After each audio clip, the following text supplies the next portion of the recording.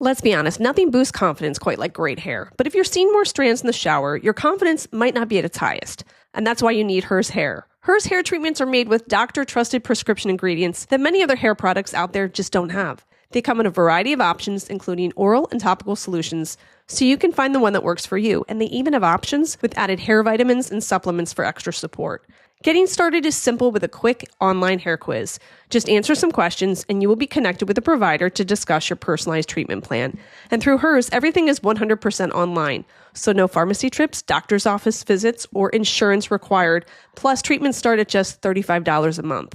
Start your initial free online visit today at forhers.com/KKC. That's FORHERS.com/KKC for your personalized hair loss treatment options. forhers.com/KKC. Individual results may vary. Compounded products are not FDA approved or verified for safety, effectiveness, or quality. Prescription required. Price varies based on product and subscription plan. See website for full details, restrictions, and important safety information. As the temperature starts rising, I feel that familiar urge to refresh my closet, but I'm not wasting money on pieces that I'll only wear once or for just one season. Quince changes that. Their clothes are timeless, lightweight, and far more elevated than anything else at this price. It finally feels like my wardrobe matches my standards. Like 100% European linen shorts and dresses from $30, luxe swimwear, Italian leather platform sandals, and so much more.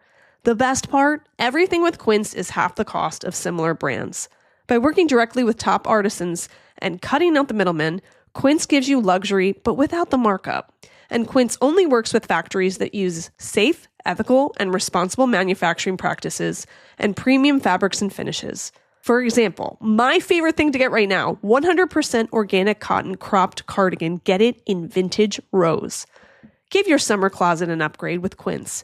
Go to quince.com/KKC for free shipping on your order and 365-day returns. That's QUINCE.com/KKC to get free shipping and 365-day returns. Quince.com/KKC. The amazing Kate Casey. Welcome back for another episode of Reality Life with Kate Casey. I hope that you've had a great week. I've got a great episode for you. Patrick Hickey from Bad TV Podcast joins me. But first, I've got to talk to you about the season premiere of Real Housewives of Miami. It is my favorite of all of the franchises. I love the city. I love the culture. And I love that it's about women who have lives well lived. Most of them have kids that are already grown. They're in a new chapter of their lives. And it's always the most fun to watch. And I got to tell you, this season, they come out swinging. In the beginning, you find out about Alexia's divorce from Todd. Now, this couple, you could tell that there were cracks because he looked miserable last season. And I wondered often, is it because of this show that they're having problems? Does he just hate participating? Or is there something else going on? Well, she admits to Marisol and Julia at the beginning of the episode that things went awry last April. They had gone out for dinner. He'd even asked what restaurant she wanted to go to. They went home. They were intimate. The next day, she comes home and he's completely moved out with his daughter. And he's moved things out of the home in front of her son. Then they ask, has he been good to your kids? And she kind of admits that he hasn't. And you think to yourself, there's no way you can come back from this. They even show a group scene where she's sobbing. I don't know how you walk that back. 5 months later, they get back together. And it reminded me of all the times, and I'm sure that this has happened to you too, where someone confides to you, talks to you about problems in their relationship, and you think there's no way they're going to get back together, but they do. But the problem is you know too much. So instead of going to you to talk about getting back together, they're going to go to someone who doesn't really have much information. And they're going to get close to them and you're going to be confused by it. It's because they're not going to ask questions. They can tell a completely different narrative. And I'm afraid that that's what's going to happen with Alexia. So then you see Larsa. Larsa was in a relationship with Marcus Jordan for quite some time. One of the sons of Michael Jordan, a little bit odd of a choice considering Larsa was married to Scottie Pippen. I mean, anybody who read this on paper would go, this is a nightmare waiting to happen. Marcus was a cad. I mean, a reputation for being with other women. She admits that he wasn't always the greatest guy. He was the last person to be at the club. And also there was a huge age discrepancy. They seem to be in different points of their life. So she's going through a hard time, and her friend Lisa has not been there for her. Well, Lisa is still in a relationship with Jody. They're living together in a beautiful home. There are scenes when her kids are there, and I know she's going through custody issues with Lenny, but she doesn't seem to be the kind of mom that's cracking the rules. Like, the kids just run amok. And it made me wonder how much of they have conversations about raising children together, because it seems like they have no idea what they're doing. Now, Jody is strange. I feel like he's been dyeing his hair and super dark and has like a new set of veneers and just looks like a different version of the person that we first met on the show. And the two of them together give me pause.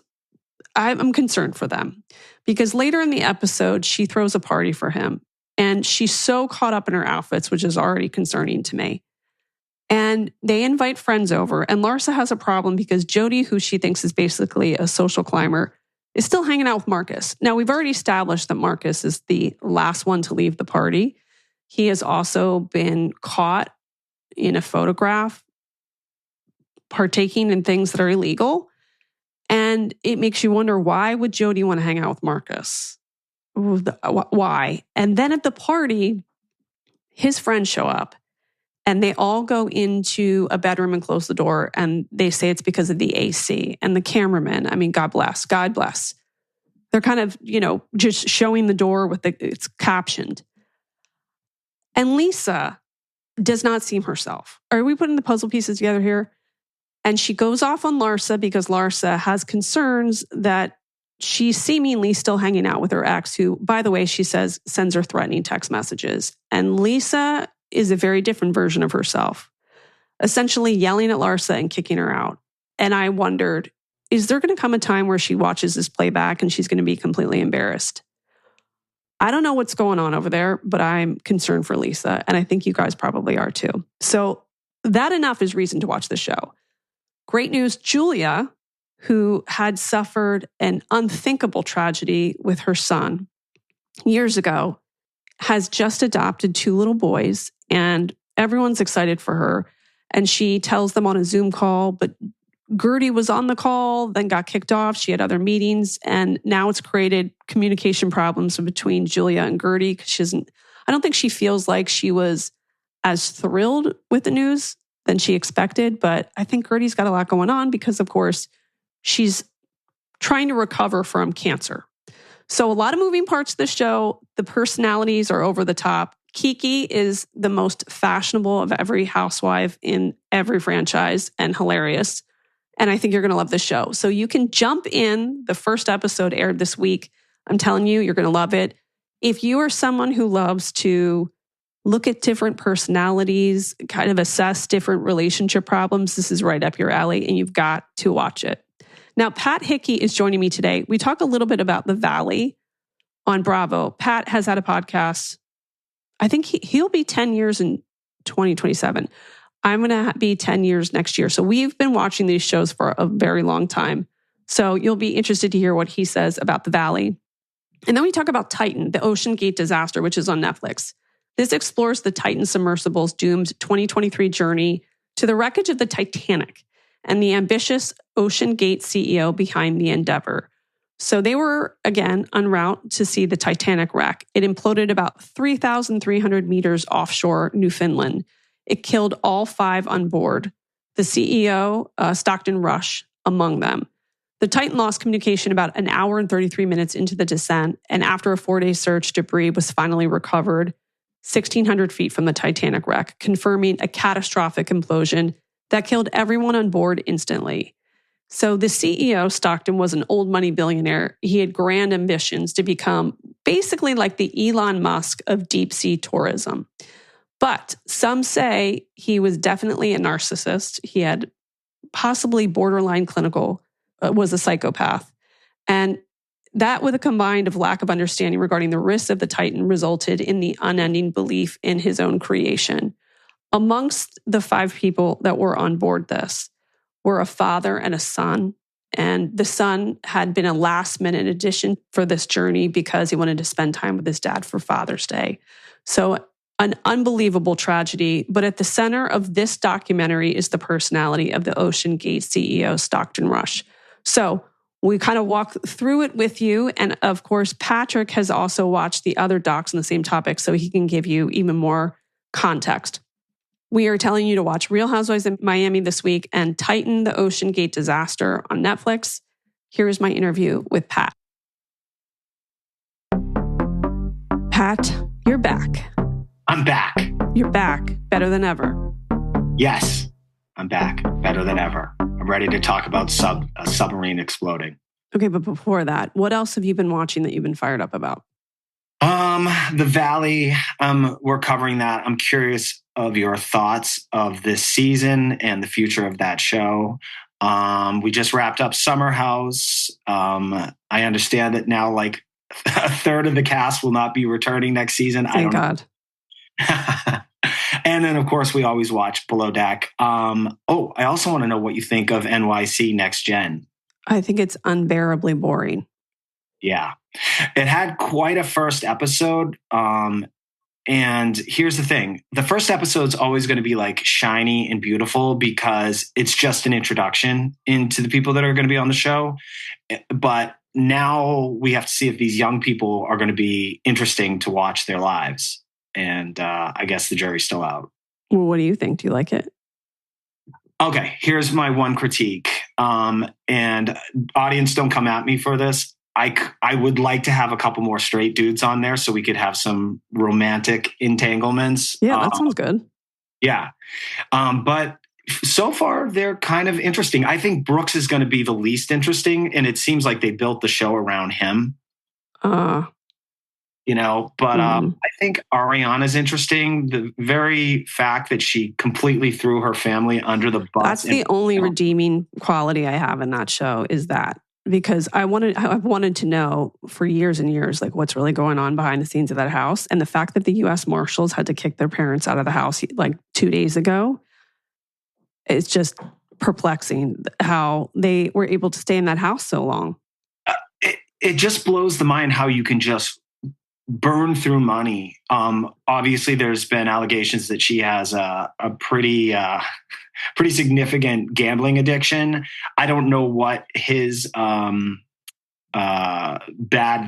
thing that he does with his money, but he was a professional athlete. Didn't he play for the Falcons for like 5 years? I mean, those are multi-million-dollar contracts. And then, of course, she had multiple spin-offs of her show. Products. I don't know how much that song made, but to find them like less than a decade later, completely in debt, it's just crazy. Yeah. But at the same time, not surprising because the kinds of people that would agree to be on a reality show are missing a little bit of a chip anyway. Yeah. And think about the rate of corruption within just the cast of Real Housewives. I mean, every version of that show has a person that has either been married to or participated in stealing money or bad business dealings. The two kind of go hand in hand. Also, I think that, they choose cities in which I think people are in this desperate need to seem aspirational.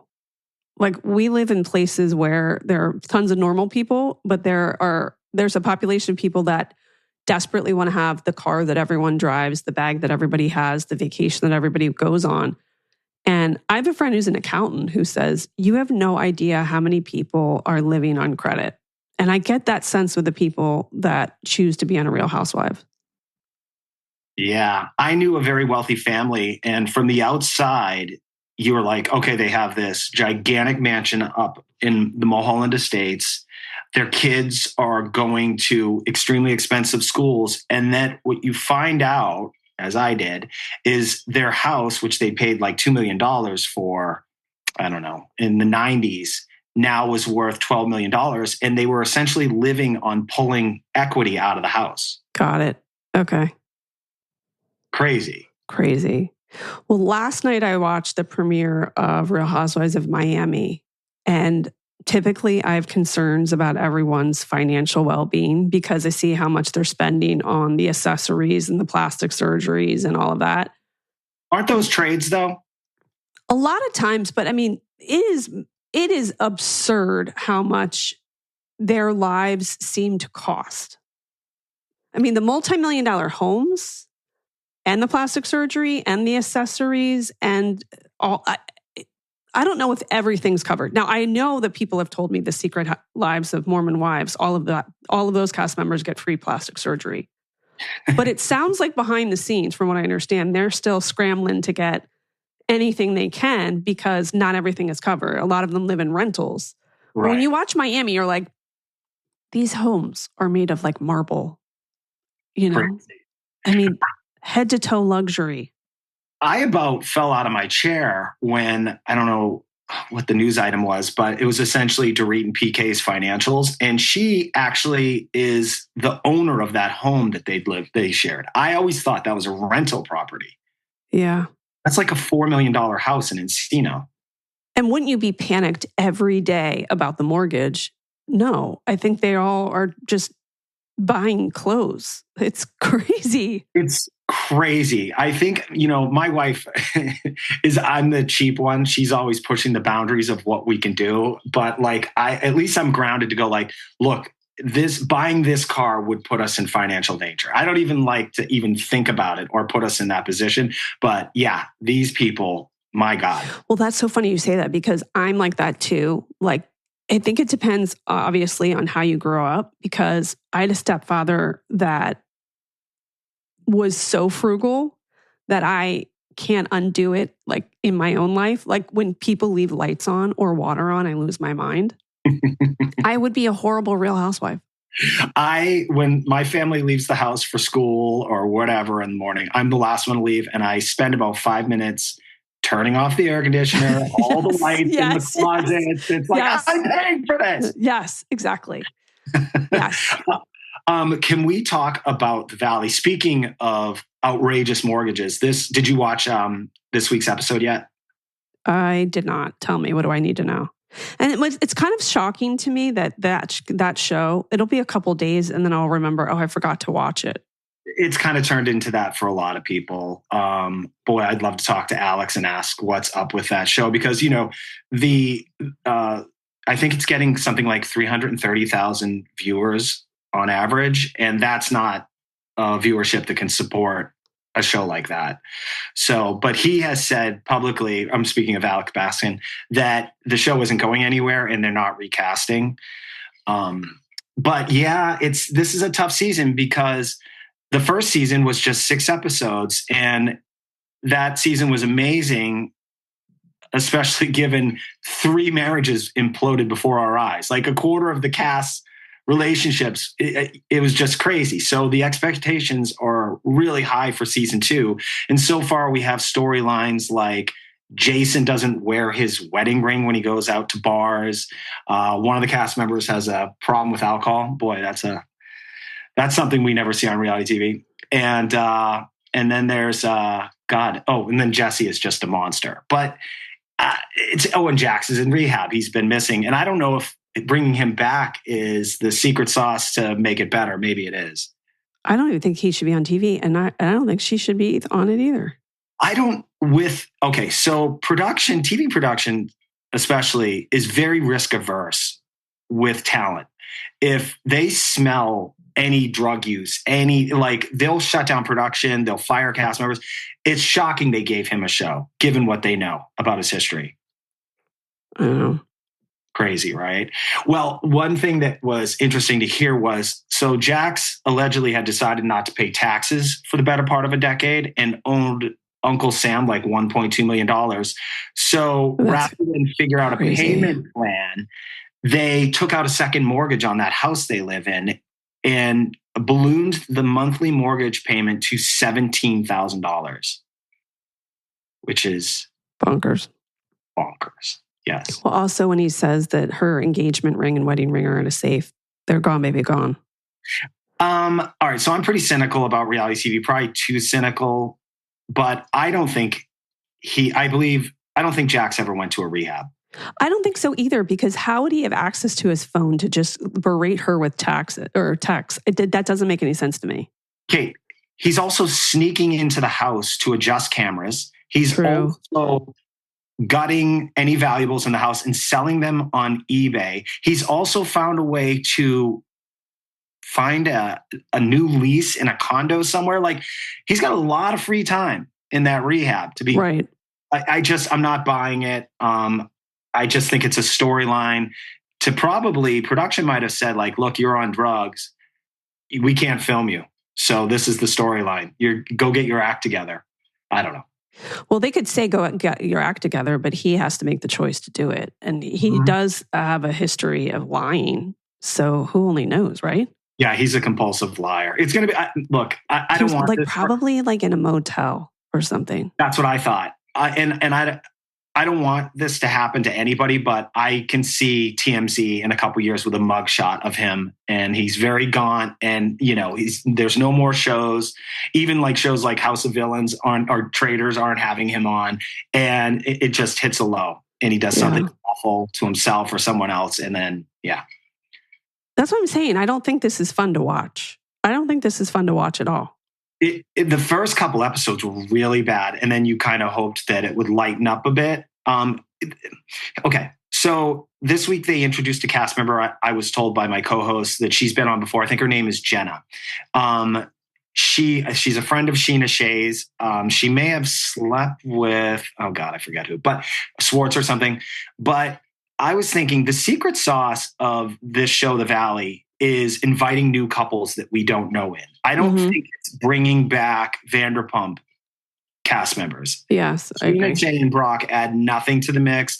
Lala Kent doesn't add anything. I know they all moved over here to the Valley. She just bought a $3.1 million house in Sherman Oaks. And I just think I know some shows they've tried this where they recast younger people or whatever, and it doesn't work out. But I don't think that should prevent them from trying it, because sometimes it's just the structure of the show. I think the Valley would work. I'd love to meet two new couples that live in the Valley. Mm-hmm. I always like new couples. I always like new people. I like new cast members. I like fresh things. That's why I get tired of shows like Real Housewives of Orange County, because it's the same people for years and years and years and years. Like, their lives aren't really changing that much. I get you. I know you. I like a new cast member because I like to unravel who they are and where they came from. And you can't just do that when someone's been on the show for 12 seasons.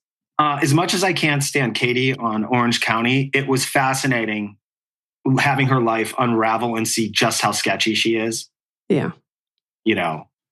So, yeah. So how are they going to cast these shows? I don't know. There's not a lot of reality TV anymore. Thank God we have Bravo. I have a bunch of friends that work in reality TV production, and it's completely dried up. I mean, production's not going to pay all that money for these shows anymore when people can just go on TikTok and do a reality show about whatever hair salon they work in or whatnot. Because that's truly what's kind of destroying reality TV. Also, you think about how so many Instagram influencers in Utah never did a reality show because they could just curate their own shows online. Like, there are some sisters, Mormon sisters, who have been enormously successful, and they were offered opportunities to be on reality TV, but they were like, I can make way more money doing this, and I don't have to be at the mercy of an editor. Right.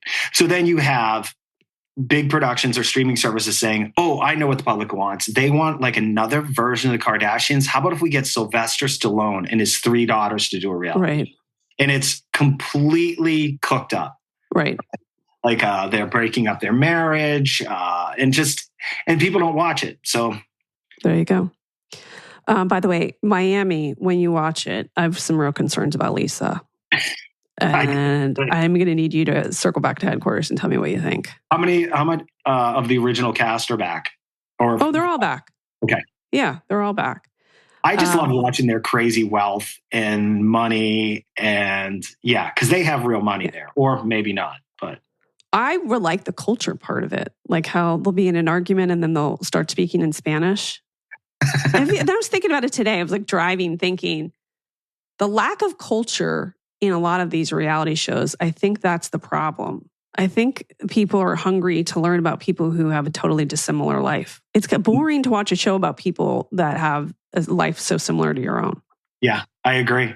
Yeah, we want the wealth. We want to see it. I think Below Deck has kind of learned that, because I think the show Below Deck, they'd started just having passengers or charter guests come on that clearly wouldn't really have the money to pay for that trip. And I think the show suffered, and now they have people actually coming back on that are very wealthy. Okay, here's my question for you about Below Deck. Has anyone asked you to be a charter guest? A couple years ago, the question was floated when we were three people recapping that. They asked, would we be interested? That was like 2 years ago. Okay. And if you were a charter guest, like what kind of charter guest are you? Like what's on your sheet? Well, I don't want to live in infamy as being the drunken idiot. So, you're saying what's on my preference sheet? I would be the most boring charter guest. I would be like, they had Corinne Olympias come on this season, and she was so not herself. She was quiet as a mouse. And I think she just didn't want to tarnish what's left of her reputation. I would probably do the same. I don't want to be looked like an arrogant idiot on a charter. I feel like if I were on that show, I would be sitting with the crew and asking them all the questions about their relationships. Like I would be acting like I was one of them, like sitting with them, eating with them, drinking with them. Like, okay, what's the story? Did you hook up with them?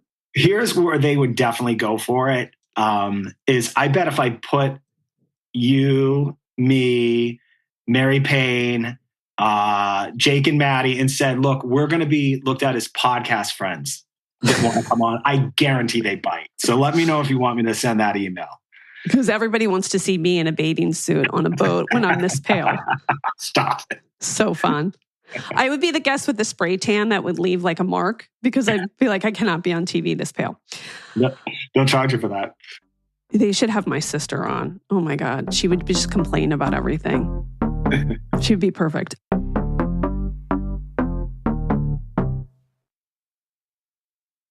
There are so many things in life we just never get around to. Taking up that hobby, cleaning out the garage, the little things that don't really make huge differences in our lives. Yet, there's one thing that most of us have probably been neglecting that can have a huge impact on our family's future. It's life insurance. And with SelectQuote, getting covered with the right policy for you is easier and more affordable than you may think. SelectQuote is one of America's leading insurance brokers with nearly 40 years of experience, helping over 2 million customers find over $700 billion in coverage since 1985. If you have high blood pressure, no problem. If you have diabetes, that's fine too. And even if you have heart disease, SelectQuote partners with carriers that can cover those conditions and others.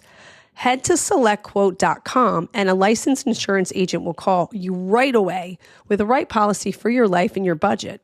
SelectQuote, they shop and you save. So get the right life insurance for you for less at SelectQuote.com/realitylife. Go to SelectQuote.com/realitylife today and get started.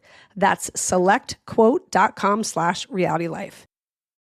You know what doesn't belong in your epic summer plans? Getting burned by your old wireless bill. Where you're planning beach trips, barbecues, and 3-day weekends, your wireless bill should be the last thing holding you back, and that's why so many are switching to Mint Mobile. With plans starting at $15 a month, Mint Mobile gives you premium wireless service on the nation's largest 5G network. The coverage and speed that you're used to, but way less money. So while your friends are sweating over data overages and surprise charges, you're going to be chilling, literally and financially. Use your own phone with any Mint Mobile plan and bring your phone number along with all of your existing contacts. Think about how much you're going to be saving with Mint Mobile. With all these kids in my house, I'm looking at different phone options, and this is a steal. This year, skip breaking a sweat and breaking the bank. Get your summer savings and shop premium wireless plans at mintmobile.com/realitylife. That's mintmobile.com/realitylife. Upfront payment of $45 for 3-month 5GB plan required, equivalent to $15 a month. New customer offer for first 3 months only, then full price plan options available. Taxes and fees extra. See Mint Mobile for details. Okay, so we watched a documentary that I believe is one of the most infuriating things I've ever watched. You were really the one who suggested it. So my first question is, how familiar were you with this story? Not that familiar. And I would say, I don't think it would be on most people's radar had there not been a young person on that submarine. Had it just been 5 engineers that were adventurous and going down to check out the Titanic, the fact that there was a minor on there and there was some whisperings that perhaps his dad had talked him into it despite him not wanting to go. Yeah. So I think that's what kind of captured the public's fascination with the story. I do remember it being a couple days, like, are they going to find this thing? And there was like, do you remember there was like a countdown of how much oxygen? Crazy. Yeah. And years ago, there was a Russian submarine that had disappeared somewhere like near the Arctic Circle. And the Russians had said they didn't want anybody else to help search for it. And they ended up finding it. And it had been like, at the bottom of the ocean, like everyone had been dead for like months. Yeah. But yeah, no, I was interested in it. And then when I saw we were going to get almost like a Fire Festival thing, which is 2 competing streaming services unloading the same like the same material in their versions of it. So Max had Implosion, and then Netflix had Titan, the Oceangate Disaster. Did you watch the other one? I did not. Okay. But this one, I felt like the overreaching feeling is that Stockton Rush, who was the OceanGate CEO, was an absolute madman. He was. Have you ever heard of like, there's a personality test? God, what is it called? I should have looked it up. Well, anyway, there are 3% of the population that are referred to as having the general complex. That's a person that all that matters is accomplishing the mission. And even if it means putting people's lives at risk, it's like the idea of like, say, rushing up the hill at Normandy, like to say to yourself the day before, I'm going to send 5,000 young men up a hill. And I already know that most of them are going to die. Yes. But you do it anyway, because you need to take the hill. He had that, I think. Definitely borderline clinical is like a psychopath for sure. Oh my God. When you start, okay. So I've worked for 2 startups in the last 10 years. And there were so many similarities, not putting people's lives at risk, but people that start out with good intentions, but before you know it, you start seeing them lying to potential investors about the possibility of success, downplaying the risk. And then also something that Stockton did, which is you recruit people that will make your operation, it will legitimize your operation. And he did that with this guy they refer to as HP, a guy who'd been diving for, 50 years. And also, I think his name is Paul Henry. He was the Paul Henry. Mm-hmm. Yeah. So you do that to kind of draw other people in. And then, and we're going to say the words carbon fiber a lot as we discuss this, because clearly that was part of this. I was shocked. There was whistleblowers, but the idea that more people didn't say this has never worked. And Einstein said doing the same thing and expecting different results is the definition of insanity. Like the fact that they just over and over just kept using that material, that untested material. Anyway, I am getting way ahead of myself, Kate. Where should we start with this? Well, let's talk about his personality from the beginning, this CEO. He's got family wealth. His wife is a descendant of a couple that died on the Titanic. So there's this obsession with the story of Titanic and this belief that that's like exploration of the sea is going to be this major financial payout, on top of the fact that he probably has borderline clinical psychopathy.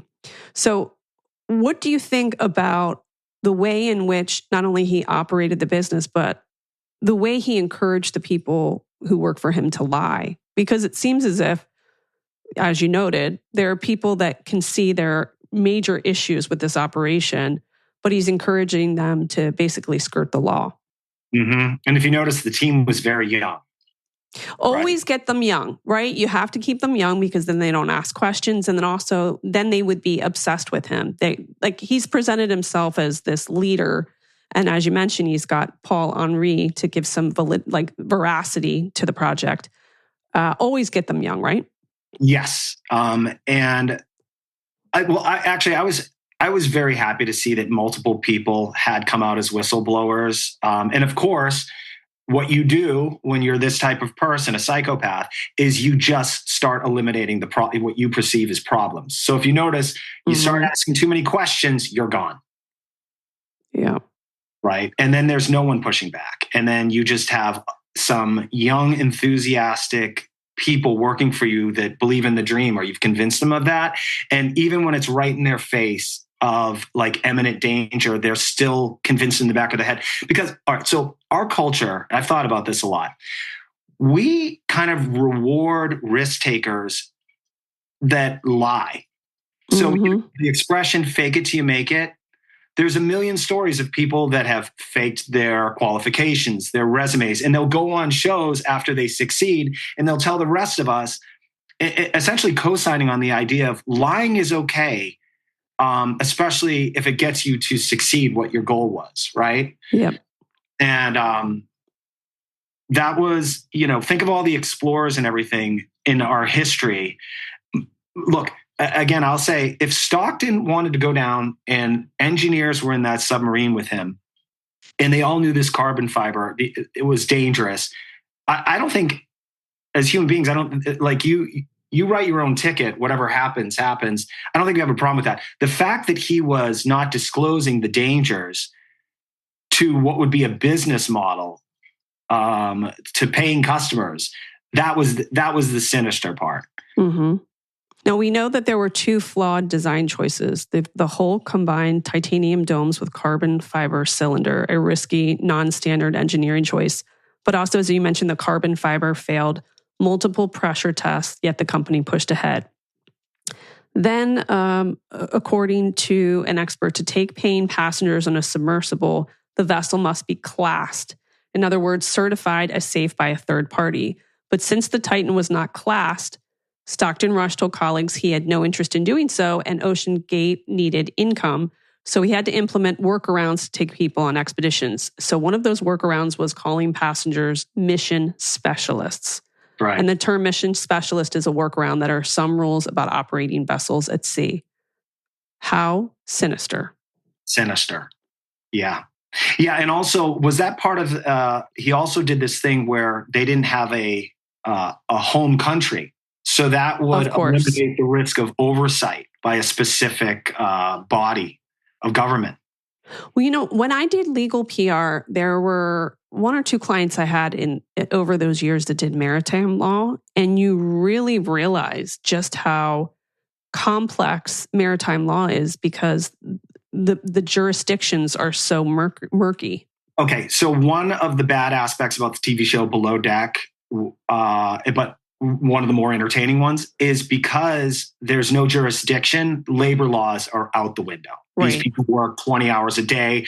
They're being, this isn't fun, but they're being sexually harassed by their supervisors. I mean, it's just crazy. But yes, once you're out at sea, there's no one that can really put down the hammer as far as what's legal and what's not. It's crazy business. Yes, those were all like very, very, very sinister workarounds. This guy clearly, here's the thing. I'm not convinced that this was monetary gain was his motivation. What do you think it was? I think it was because you remember they talked about how he kind of looked up to Elon and Jeff Bezos. Right. But it was more of how they were viewed in the world. Yeah. Well, they talked about how as a younger person, he had this complex, like he thought he was a genius. He thought he thought and he knew in his own mind that he was smarter than everybody else in the room. I mean, in some respects, maybe he was because he was quite bright, but then he married somebody who also has family wealth and she's got this Titanic connection. And I think probably both of them became quite obnoxious. I mean, I think you're right. It had to be, we're the smartest person in the room. We've accomplished something that no one else has, including Jeff Bezos. You know who he reminded me more of, as opposed to Jeff Bezos, was Dr. Death. That guy was doing back surgeries, and you could not change him from, he believed, despite, paralyzing people, killing people, and he would have kept going had no one stopped him. You're right. So, okay. You know what? Do you mind if we back up to why this was even a business, which is the public's fascination with the Titanic? They said that there are 3 things that everyone else in the world can talk about: Coca-Cola, God, and the Titanic. Titanic, because there's been a cajillion shipwrecks, thousands of millions of people have lost their lives on ships, but why this specific incident has captured us. So when I was like 6, I basically spent the nights with my grandmother. And I remember seeing a film called A Night to Remember. Are you familiar with that? I'm not. What is that? Okay. So it's the original Titanic. It is the movie version. It is black and white, and it is a depiction of the actual sinking of the Titanic. And you watched this as a child? Yes, which... I mean, what? Isn't this crazy? My grandmother... And it terrified me because the memory that's etched in my brain is it was the first time I was seeing the idea of death. Oh. And I was kind of like taken by it. There's a particular scene because, the Titanic took 3 hours to sink. So in the film, they're dealing with all these characters as the boat slowly lowers into the water. And this film, just like Titanic, had classical musicians playing on the bow of the boat as the boat sank. And I just remember being very confused and asking my grandmother a bunch of questions. Yeah. And thinking like, oh, well, they'll just go swimming in the water, not realizing as a young person that water's 30 degrees and you'll die of hypothermia in under 2 minutes. That was kind of my introduction to the Titanic. There's so many aspects about it. So think about, there's the human element, realizing that you're going to die, and it's not like the implosion of this particular sub. It's slowly like, how does a human being deal with the idea of imminent death, right? And then there was the idea of the hubris of the shipbuilders themselves, calling it unsinkable, right. And then having like 20 lifeboats on there with 2,500 passengers. And then first off, and then the idea of a ship that big in 1912, that ship had an indoor heated swimming pool in it. I talked to my grandmother, who was born like 20 years later. She had an outhouse like 20 years after the Titanic. So all this like technology coming together at that time was pretty crazy. I loved it. And then also when you think about it, like, I think there was something like 13 couples that were on their honeymoon, just the human element of it. Mm-hmm. Well, Milton Hershey and his wife were supposed to be on that. That's right. At the last minute, they decided not to go. He had another business meeting. Mm-hmm. Yeah. And he had paid $300 for the ticket. I think in Hershey, in his house, they have those tickets framed. I bet.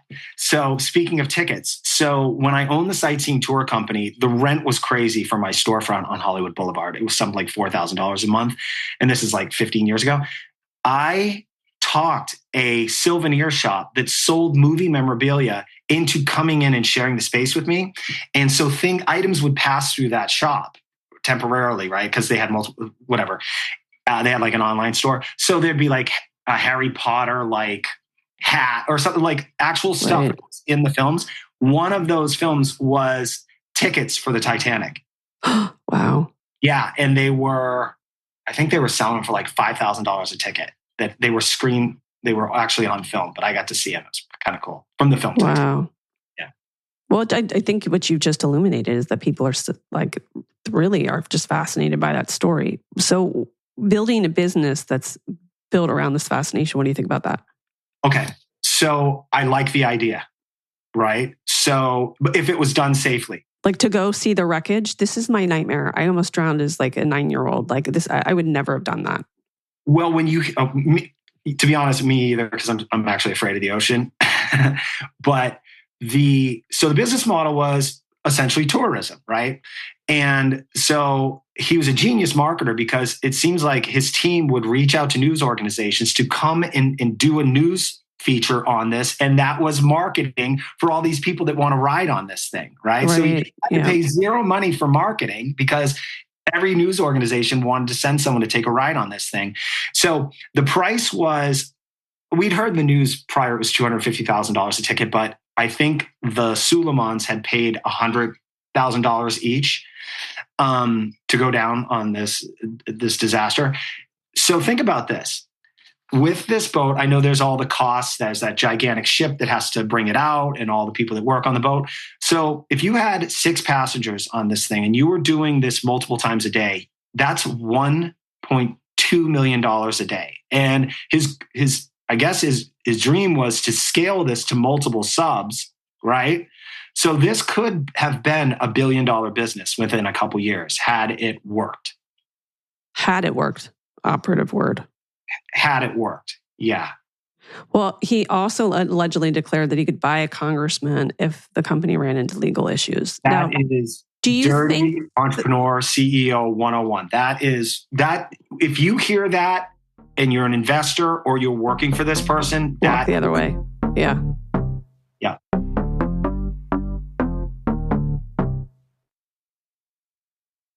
This is my favorite time of the year. Outside activities like hiking, swimming, and sports. I'm going to be spending a lot of time at the beach and the pool, and it's more important than ever to be hydrated. It's peak hydration season, and Liquid IV is the perfect companion for your hottest summer plans. They've just launched an exhilarating new flavor, Arctic Raspberry. Plus, Liquid IV has sugar-free solutions for smart hydration. You can explore the delicious sugar-free options including white peach, lemon lime, rainbow sherbet, and more. Plus, discover more fun flavors like cotton candy or popsicle firecracker. Just 1 stick and 16 ounces of water hydrates better than water alone. An optimized ratio of electrolytes, essential vitamins, and clinically tested nutrients that turn ordinary water into extraordinary hydration. No matter what your summer brings, tear, pour, live more. Go to liquidiv.com and get 20% off your first order with code KateCasey at checkout. That's 20% off your first order with code KateCasey at liquidiv.com. Isn't it so nice to escape to a place that truly feels like yours? I was planning to update my backyard, and there's just something about a beautiful outdoor space that's so satisfying. It's like your own backyard oasis. Wayfair's got everything you need to level up your outdoor space. They have patio sets and lounge chairs, outdoor bars and hot tubs, fire pits, gazebos, and of course, string lights. It's so easy to have a one-stop where you can make over your entire space with a resort feel without that resort price tag. I looked at patio chairs and lights and it felt like they had every color and style. And then I placed my order and it came back so quickly, much faster than I would have expected. So now, here I am, with patio furniture that is so relaxing in my little oasis. No more huge delivery fees for patio furniture. You can get big stuff and more shipped for free. So don't wait. Make your outdoor space your dream oasis today with Wayfair, and you can enjoy it all summer long. Head to wayfair.com right now to shop a huge outdoor selection. That's WAYFAIR.com. Wayfair. Every style, every home. Well, the question I had was there any actual legitimacy to that? Probably not. But it just enough to terrify people, terrify them in not to come and question anything that he did. Well, he sued one of the whistleblowers, David. Oh, that's right. Yeah. He was the chief of engineering. But yes, I'm so glad you brought that up because I'd forgotten about it. But when I heard that he had said that to multiple employees, that to me spoke about his character. Right. Because now he's playing in a different time, almost like a mafioso, like just, I can do this and that's how dirty I'll go. You're essentially saying your morals are corrupt. You have no ethics, right? And you're doing all these other things. So, Kate, one of the aspects about the other doc implosion on, and if you're into this stuff, I suggest you see both because there's 3 different aspects an implosion that were not in this doc. Clearly, the thing was this psychopath stopped in, and all the rules he was breaking, and then this new material that was never going to work, and death was imminent. So that's the through line in both. But there's a guy named Josh Gray from a show called Expedition Unknown. I love that show. I love it. It's Josh Gates. He's interviewed in the other doc. He went down in that sub for... Oh, I didn't know that. Oh, wow. On that show. What did he say? Because I really, really like him. Oh, man, he has integrity. So he hears the cracking. And they're getting close to the bottom, and they decide to start going back up to the surface. He gets back, and they'd filmed all this. He goes to the network and says, do not air that episode. Oh, wow. He said, I'm not going to be an advertisement for that guy. Okay, good. It's dangerous. He knew.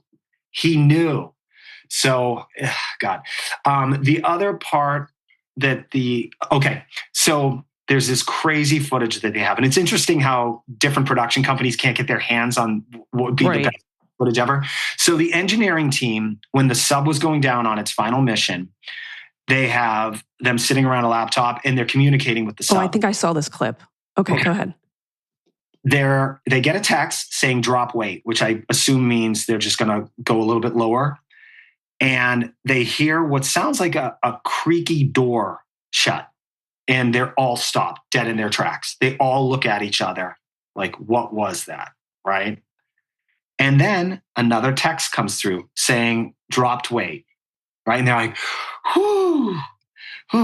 And then for the next 20 minutes, nothing. What they heard was the implosion.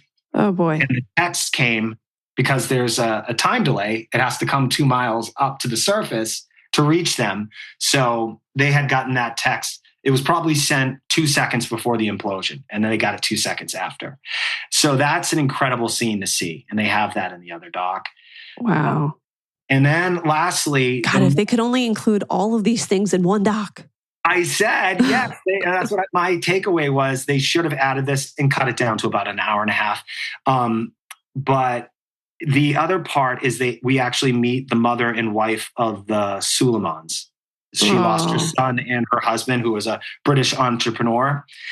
And so you get to see her perspective of the incident and how angry she is that they were just kept in the dark about all these potential dangers of doing this. Well, she was supposed to go on it, right? And then the son wanted to do something fun for Father's Day. Right. They didn't really get into that because I wanted to hear more about him. Was he an enthused passenger, or was he just kind of doing this for dad? Yeah.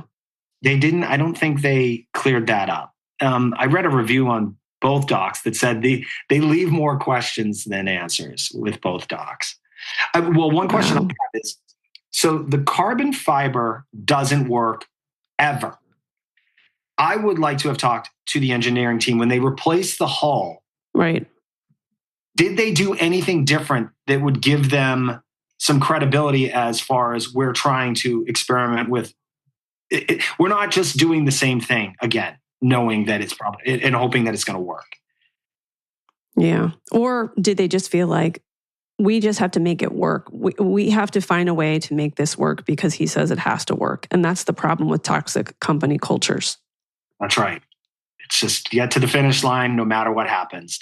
I mean, if you're Stockton Rush and you see multiple experiments using that material just implode at the pressure that you plan on making a business out of, wouldn't that give you any hesitation? And when you look at his face, he just always finds a way to legitimize why that happened and why it's still going to work. Crazy. Mm-hmm. Well, there's probably a part of him that thought, I've invested so much of my life into this. I have to find a way to make it work.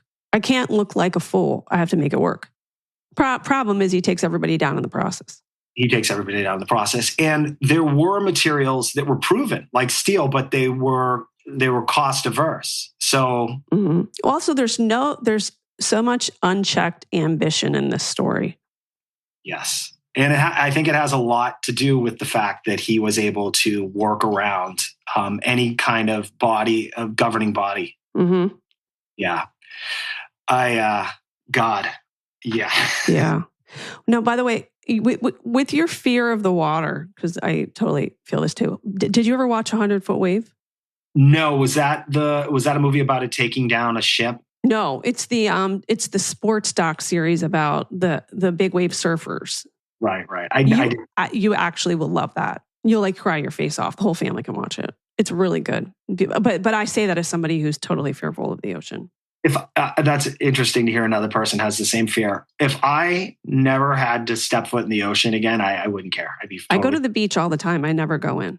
Never, ever go in. I never go in the water. I have this terror, and I've had nightmares of it, of my children wanting to go in the water, and then I lose them in the water. Well, at one time I was on vacation, and I was pregnant with number 4. And no, I was pregnant with number 4, and Dan took a bunch of the kids in the water, and I wasn't feeling quite confident that they were strong enough swimmers. Mm-hmm. And my sister brought a boyfriend with her on this trip, and I'm standing next to him, and I just had a complete meltdown. I like lost my mind crying, and I didn't have anybody to talk to me because I'm with this weird boyfriend. But I had that feeling. I was like, I can't go into the water to save them because I'm so pregnant. And I'm so fearful something's going to happen. What happened to me was I was pulled in the undertow. Oh, yeah. And my uncle pulled me out. And that's why I had this very deep love for him. And when he died, like I lost my mind because he was the one that had saved me. Wow. And my mom told me once I came back from this vacation when I was 9, she said, you never want to go in the water again. Yeah. It messes with you.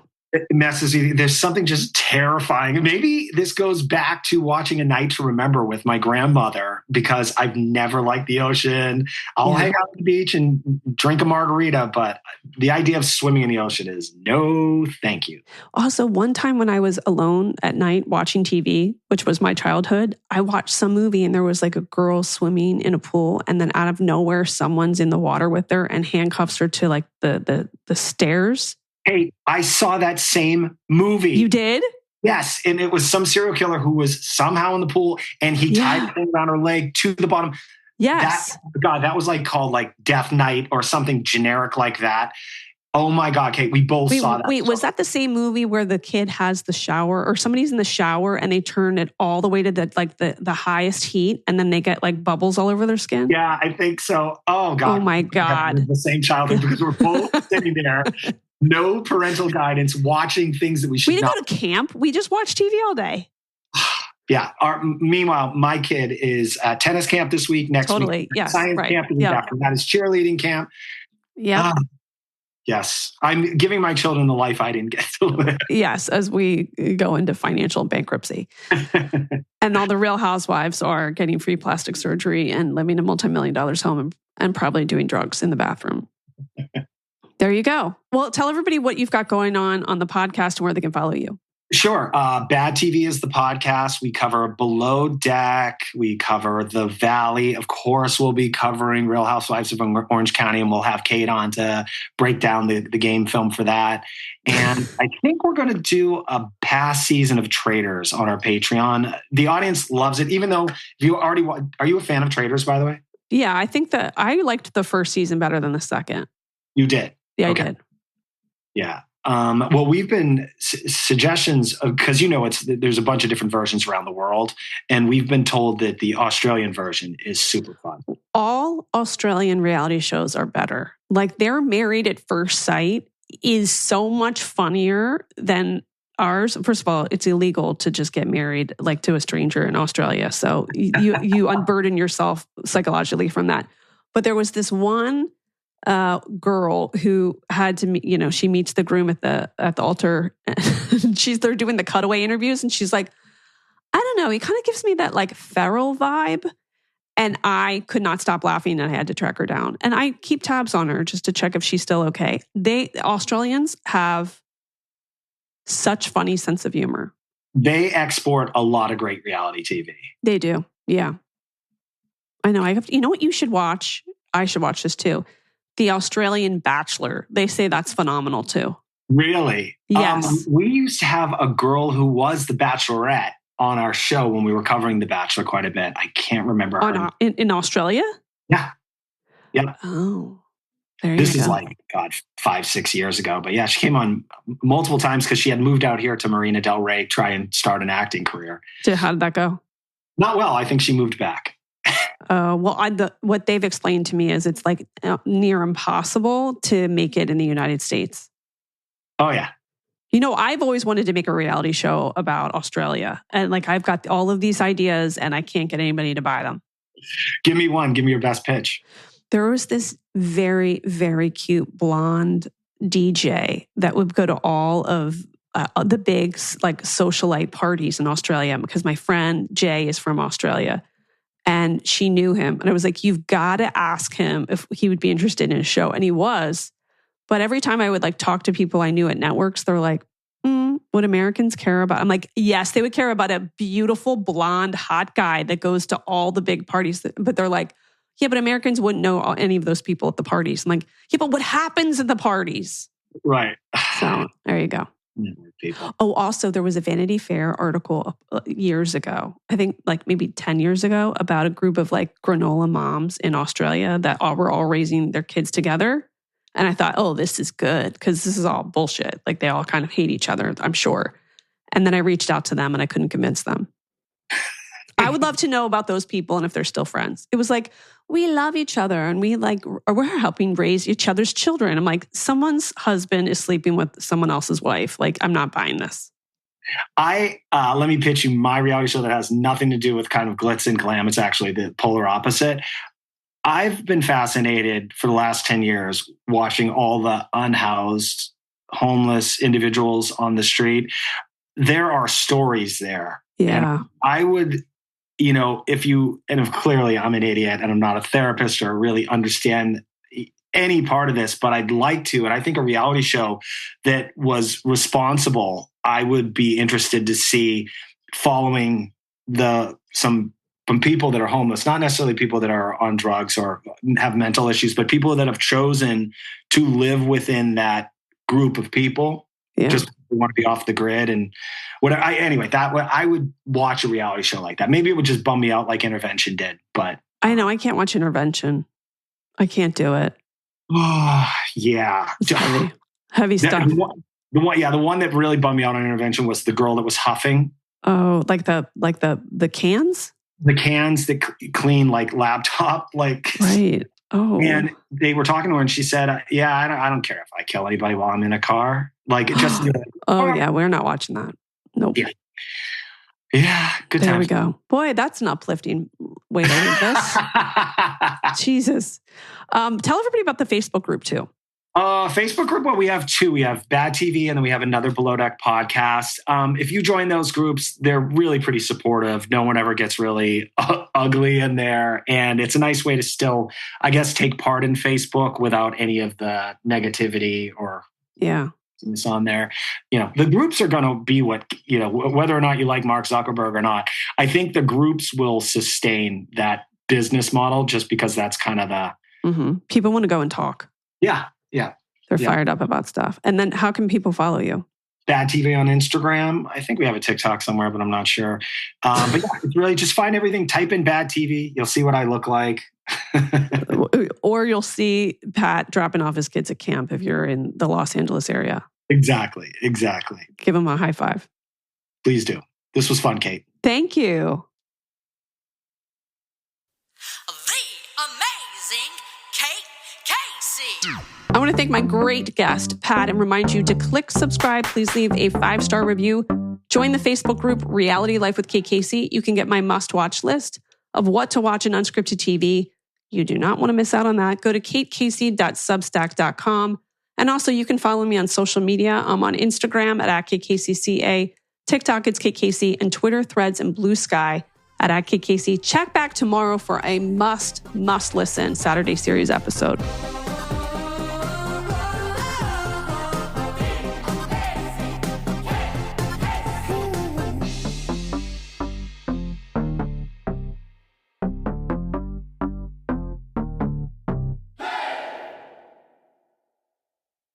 This is Nick. And this is Jack. We're best friends, ex-finance guys, and resident 90s experts. And every week on our podcast, The Best Idea Yet, we're bringing you the untold stories behind your favorite products. For instance, can you guess which billion-dollar fashion company went viral thanks to a rhinestone-covered tracksuit? Or which cartoon turned 4 turtles into a global toy empire by accident? It started as a joke. Last one. Which cold beverage was so hated by Starbucks, they actually ended up acquiring it? Spoiler, the Frappuccino. Howard Schultz apparently thought cold coffee was super lame, and then he bought it. From Teenage Mutant Ninja Turtles to Juicy Couture to the Orange Mocha Frappuccino. Join us every week to learn how your favorite things got made. Follow The Best Idea Yet on the Wonder app or wherever you get your podcasts. And you can listen early and ad-free right now by joining Wondery Plus.